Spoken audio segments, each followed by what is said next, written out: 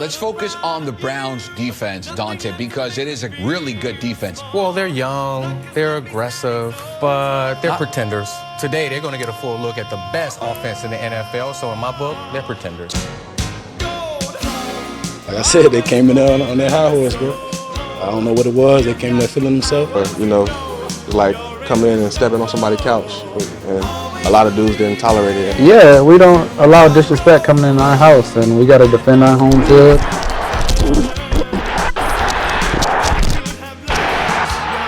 No good! It's no good! And the Browns will beat the 49ers 19-17! I didn't think Brock Purdy was bad. I thought that final drive, considering the elements, no Christian McCaffery Deebo, was pretty darn good. No Deshaun Watson, no Nick Chubb, no Joel Bitonio, no Jack Conklin, no problem.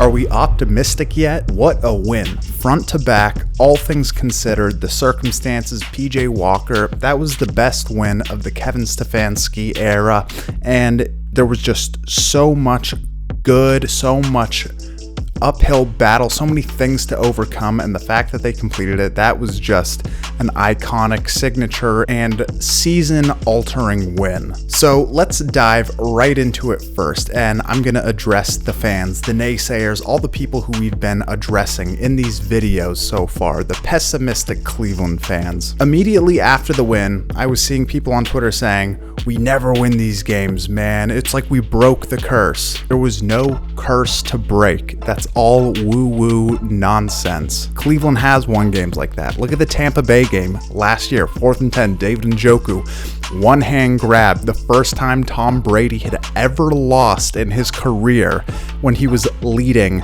with 2 minutes left to go in the game. That was an outstanding, insane, improbable win in itself. So I just wanted to get that out of the way, but let's dive into it. Let's dive into some of the good, the bad, the ugly things going forward, and talk about some of those media pundits who aren't giving the Browns their due. So let's start with Kevin Stefanski. Again, a lot of fans calling for his head, saying he should be fired even after the win. Some people are saying he should be fired and that this was all due to Jim Schwartz. Guys, being someone who played football for a long time, like 15 plus years, all the way from grade 3 through university, you can tell when a team believes in its leader. And the team, all the players, they believe in Kevin Stefanski. So you're not firing him. That talk has to stop now. Stefanski did an amazing job coming off that bye, getting his team ready to win by any means necessary, and doing it with PJ Walker. Looking back, we can see that the struggles that DTR had were self-inflicted. That was DTR not being able to process the information fast enough because there were plays open to hit. We've talked about this ad nauseum.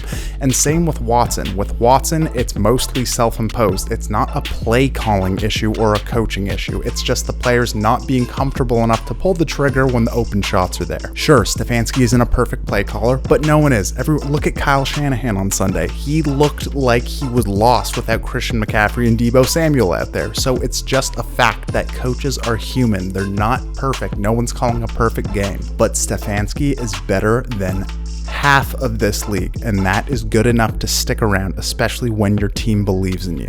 And let's look back at all of the quarterbacks who have had to step in and play under Stefanski so far. He made Baker Mayfield have his best season through his first 4 seasons in the league. He made Jacoby Brissett a top 15 quarterback in his season starting. He helped Nick Mullins almost pull off an insane win against the Raiders 2 seasons ago when almost the entire team had COVID. And now he also has on his resume that he beat the best team in football with a practice squad XFL quarterback. So again, the fire Kevin Stefanski talk is done. That call with the sneak toss, we've been seeing the Browns build off of that all year with Harrison Bryant going under center, and that was perfect. The perfect play call at the perfect time to catch them and just use that sweep to Kareem Hunt. I thought that was just an awesome, awesome moment and a signature statement play call from Stefanski. Personnel-wise, as Kareem Hunt gets more acclimated to his game speed, you just got to feed him the ball more, especially when we're running inside zone, anything in between the tackles. I just think the way Kareem Hunt attacks downhill is so much more effective in grinding out yards, especially against physical teams. And not to detract from Jerome Ford, because he had some amazing runs on that last drive or the second last drive, whatever it was. When he had that 25-yard run, that was outstanding. So I think getting a bit more balanced in the carry department, I think Ford had 17 and Hunt had 12.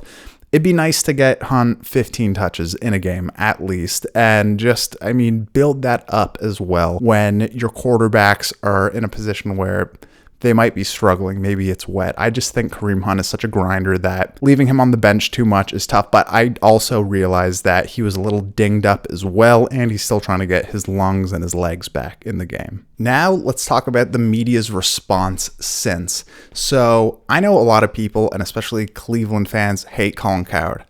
I actually love Colin Cowherd. He's my favorite mainstream talk personality. And I don't know, maybe you're screaming at the screen right now, but I love him. I think he is the best of all of those guys. Yes, he has some bogus takes, but guys, when you sit in front of a camera and talk live for 4 hours a day, you're going to have some slip ups. So, give the guy some slack. But when he put out his herd hierarchy today, I wait to record these until I can see the ammunition that he's going to give me. Not having the Browns in the top 10 is just unbelievable. And when he listed the 49ers, he talked about how it was a horrible call on the pass interference on Deshaun Gibson, which is ironic. Former Brown helped us win that game. But if you're saying that that's a horrible call and that's the reason why Cleveland won, then you didn't watch the entire game, because that 4th and inches ball spot was just the most unbelievable thing I've ever seen in my life. Like, that was the first time where I was watching a game, I'm like, okay, this is a soft fix right now. And ultimately, the Browns wind up getting the first down, but that was just ridiculous. So all people seem to want to talk about is how good the Browns defense is. And it is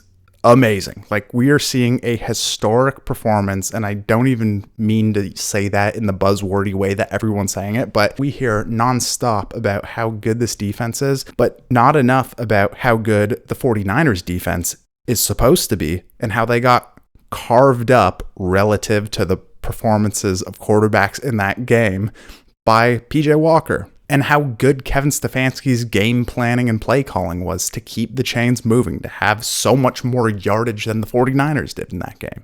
It just seems like whenever the talking heads, the mainstream pundits talk about the Browns, it's always, oh, well, in this one area, they're really good.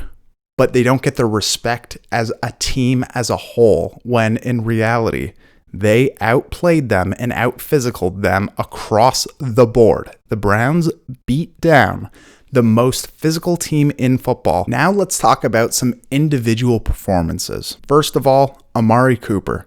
Just unbelievable. This dude is just so good. His release is so good. His route running is so good. His high pointing was so good in this game on that catch down the sidelines. Greg Olsen was talking about, oh, it's pretty tough to cover him when you slip. That wasn't because the corner slipped. That was because of his release. He was working inside, gave him that hezzy, and then exploded back to the outside. It was the change of direction that caught him on his heels and made him fall. It wasn't that he slipped because the ground was wet. That was an amazing release. And this is a great time to plug, guys. I started a new show called The Rec Room, where we're going to go over the top receiver performances in the NFL. I'm going to cover Amari Cooper next week just because I think it's topical and there's a good Browns base here, so hopefully that can help build things up. And I played receiver in university. It's just fun and more educational, analytical, all 22 film. But enough about that. Just be on the lookout for that. But yes, Amari Cooper, just an amazing game. Those are the plays that help flip the momentum. That high point down the sideline,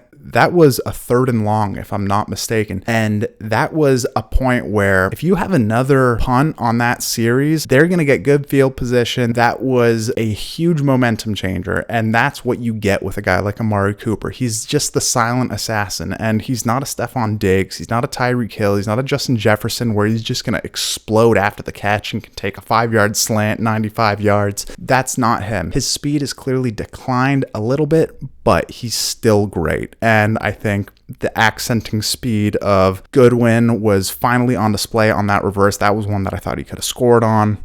But overall, just he's anchoring that receiving core and is just doing such a good job. So big kudos to him. We are blessed to have a guy like Amari Cooper on this team. We could go on all day about the entire defense. They're relentless. Ogbo Okoronkwo, he's the perfect accent of speed coming off the edge when he gets rotated in with Myles Garrett and Zadarius Smith. But also, I think the one big guy who we got to highlight was Dalvin Tomlinson. He was in the backfield all day. He was blowing up their guards all day. And I think the value of interior pressure is not really valued, for lack of a better term, in the right way. We see it with Aaron Donald because he's such a dominant pass rusher from the interior D-line, but when you get that, when you get pressure up the middle as especially a smaller quarterback like Brock Purdy and you get flushed out of the pocket, but then you have the speed on the edge to corral these guys, it is just the key to having a dominating defense, because if you're really fast off the edge, you can always climb the pocket if your guards and center can handle the 1 tech and the 3 tech. But if you're getting that interior pressure, man, that makes the whole window so much cloudier, and I think that was a big key. So Dalvin Tomlinson, everyone wanted to freak out on Andrew Berry because how could you have DTR and trade away Josh Dobbs? It's like, look at everything he's hit on. Dalvin Tomlinson, another hit. So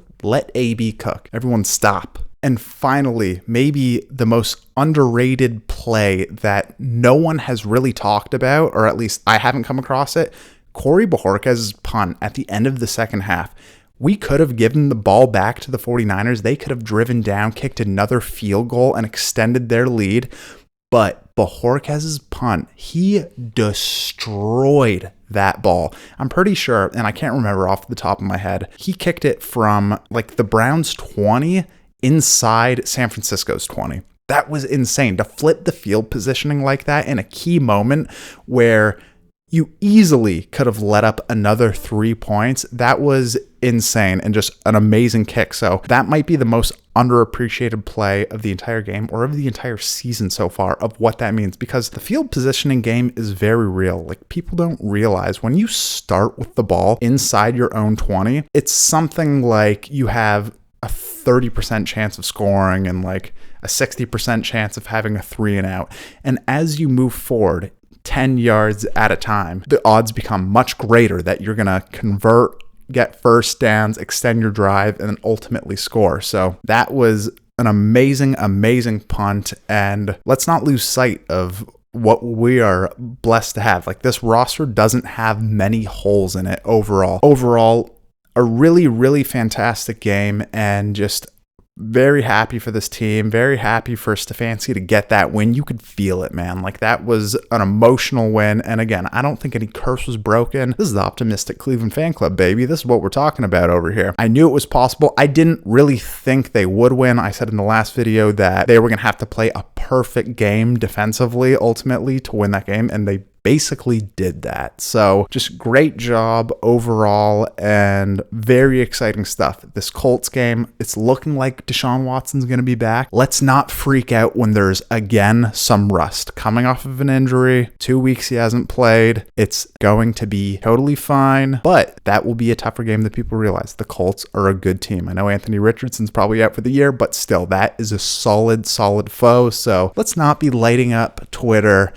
or X during the game when we don't score every single drive, okay? Let's just relax. Okay, guys, and now it is time for me to announce to you the first piece of merch of this channel. I am so thankful for everyone who has been watching. If you want to be an official card-carrying member of the Optimistic Cleveland Fan Club, I'm going to put it on the screen now. Got these bumper stickers that I designed myself. That is kind of my side job. I do a lot of design, video, and written content creation stuff. So I took all those skills, mended them, and came out with this little sticker. And I know it's nothing crazy, but it's a start. It's something small, and I want to gauge the audience, see how people like things. So this is going to be a limited release. I'm only doing 50 of these.